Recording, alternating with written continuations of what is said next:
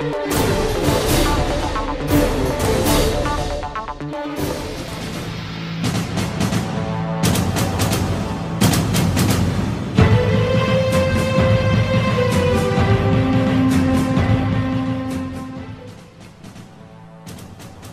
Miki Kolašinac, star 43 godine, likvidiran je 9. juna u mestu Buchten u Holandiji.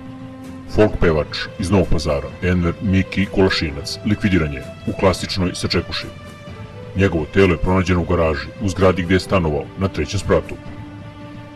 Policija je saopštila da je Kolašinac ubijen iz vatrenog oružja i da na telu ima vidljivih rana od ispaljenih hitaca.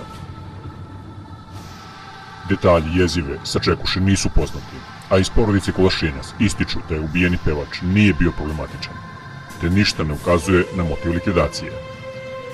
Kobnog jutra napadač je pevača sačekao, a potom njega ispalio smrtonosne hice.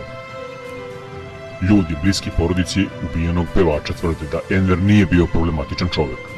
Voleo je muziku i svoj rodni Novi Pazar, u koji je dolazio tokom leta, kako bi se odmorio od rada u Holandiji. Enver je sa 15 godina sa majkom otišao u Holandiju još 90. godina. Snimio je jednu pesmu za Grand produkciju. O motivima ubistva za sada se ništa ne zna, jer Kolašinac nije iz kriminalnog miljeja. Postoji mogućnost da je ubijen greškom ili u pitanju pljačka. U svakom slučaju policija radi na rasvetljavanju ovog surovog ubistva. Šta je tačan motiv ovog ubistva, utvrdit će istraga koja je u toku.